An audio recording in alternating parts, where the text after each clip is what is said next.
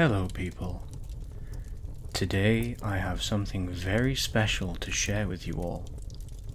An original Christmas story written by none other than yours truly, Night Terror. I used to love Christmas. When I was a boy, Christmas used to be my favourite time of the year. The buzz of excitement I would feel on the lead up was like nothing else.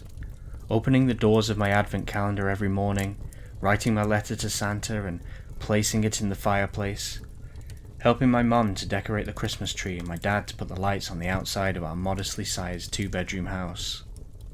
But one year, that all changed.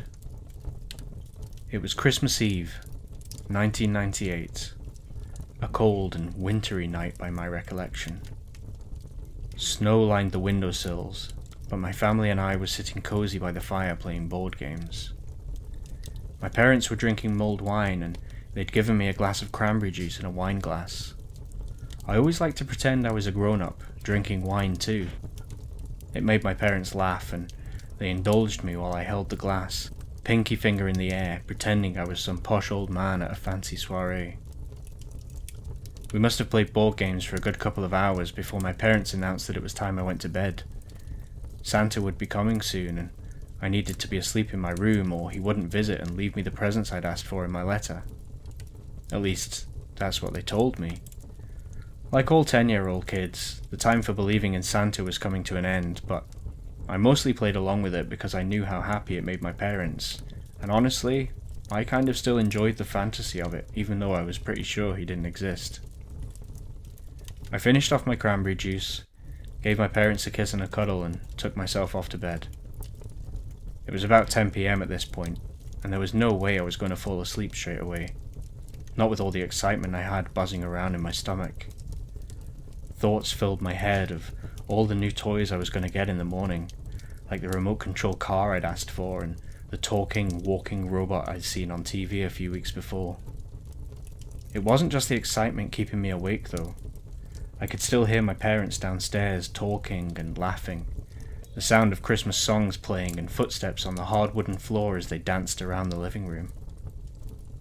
Eventually I heard them come upstairs. I jumped back into bed, pulled the covers over myself and quickly shut my eyes, pretending I was asleep. The door to my bedroom cracked open slightly as my mum peered inside to check if I was sleeping. There was the sound of rustling for a few moments, followed by the sound of my door shutting again. I opened my eyes and the empty stocking which had been hanging on a hook on the back of my door was now bulging with little gifts, sweets, little toys and an orange no doubt. After that there was silence. My parents loved Christmas just as much as I did and they made sure to get a good night's sleep for the chaos that was about to take place the next day. Despite the silence, I still struggled to sleep. I tried, honestly I did. I tried, but it was no use. I watched the clock for what felt like an eternity. Tick, tock, tick, tock. It must have been about 1 AM before I started to drift off to sleep. But just as I was about to drop off, I heard a bang. A bang that seems to be coming from the roof. I closed my eyes again. It must have been the wind, or perhaps the gate outside had blown open and shut again. It was pretty windy outside after all. A few moments later, another bang. This time I was certain it was coming from the roof.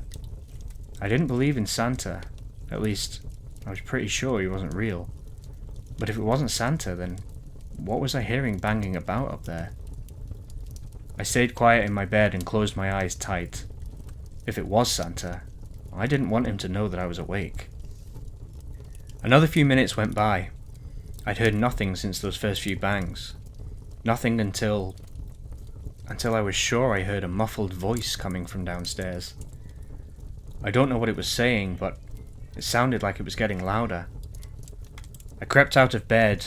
I could hear the sounds louder now. Louder, but still muffled and unclear. I ran across the hallway to my parents' room, opened the door, went inside and stood at the side of the bed. "Mum," I whispered. There was no response. "Mum," I whispered slightly louder this time. Still, no response. "Mum, wake up," I said as I tugged at her arm. "What is it?" she replied back in a quiet, almost inaudible tone. "Mum, I think there's someone downstairs." "What do you mean?" she said, sitting up in the bed. By this point my dad had woken up too. He was propping himself up against the headboard, holding his head and squinting as he tried to focus on me in the dark. "I heard a bang, and then I heard noises coming from downstairs, like someone was shouting with their hands over their mouth or something." "It's Christmas Eve. You're excited. You're probably just imagining it," said my dad. "I tell you what, you get back into bed and I'll go take a look." "Okay," I said hesitantly. I went back across the hall and into my bedroom, got into bed and pulled the sheets tight. After a few moments, my dad crept into the room. I took a look downstairs and there's nothing there. It must have been the wind. "Now go to sleep. It's a big day tomorrow and you're going to need your energy." "Okay, Dad. I love you." "Good night, son. I love you too." In the morning, I was woke to the sound of my parents coming across the hallway. "Has he been? Has he been?" They said it every year. The very sound of it filled me with excitement. I jumped out of bed, opened the door and jumped into my mum's arms. "Merry Christmas!" they both shouted. "Let's go see if Santa's been," said my mum. We all ran downstairs. The room was filled with presents that lay strewn about under the tree. The mince pie and carrot that we'd left out had both been eaten, and the glass of sherry was tipped over and empty. "He's been!" I shouted in excitement. Somehow any doubts I had about Santa's existence always faded away on Christmas morning. It was such a magical feeling that there was no point in fighting it. My dad lit the fire and my mum sat by the tree as she handed me the first present. "This one's got your name on it," she said, passing me a flat, rectangular-shaped parcel. It was soft and squishy. I tore the wrapping paper open in 2 seconds flat. A Christmas jumper. They always got me a Christmas jumper, and it was always the first present that they handed me. "Well, put it on," said my dad. It was somewhat of a Christmas tradition. The morning went on like this, presents being handed around, excitement, food, drink, and lots of wrapping paper being stuffed into bin bags. Just as my mum was opening her last present, my dad said, "Do you smell that? Is something burning?" "Oh no," said my mum as she threw the unopened present to the floor and ran to the kitchen. She came back through to the living room. "No, nothing's burning, but I can smell it too." "So can I. It smells disgusting. What is it?" I said. None of us had any idea what was burning. That was, until we saw smoke start to come billowing out of the fireplace. It wasn't coming from the fire though. It was coming from the chimney. The smell was getting worse, way worse. It was getting so bad that it began to make me feel sick, and the smoke was becoming so thick that I began to cough and choke on the air. "Everybody, get outside," my dad said sternly. "I'm phoning the fire brigade." We rushed outside, grabbing our jackets from the coat hooks by the front door before we left. My dad was still inside, phoning the fire brigade like he had said he would, I presumed. After a while, he came out of the house looking pale as a sheet, his eyes wide and glaring. He just stared at my mum and said nothing. The look on his face panicked the both of us. "We have to wait out here," he said eventually, breaking the silence. "Under no circumstances are we to go back in there." The fire brigade arrived about 10 minutes later. The smoke was beginning to escape from the house out through the open front door. One of the firemen took my dad to one side and asked him to explain the situation.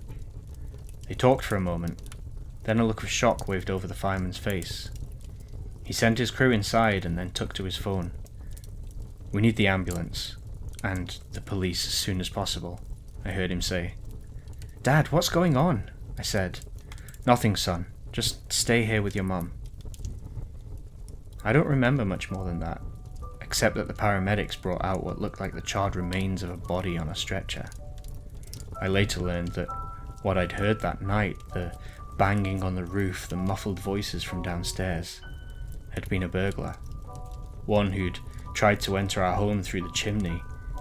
You see, he'd fell as he entered the chimney, broken his neck and spine, and gotten himself stuck halfway down, and was shouting for help with whatever remnants of life he had left in him.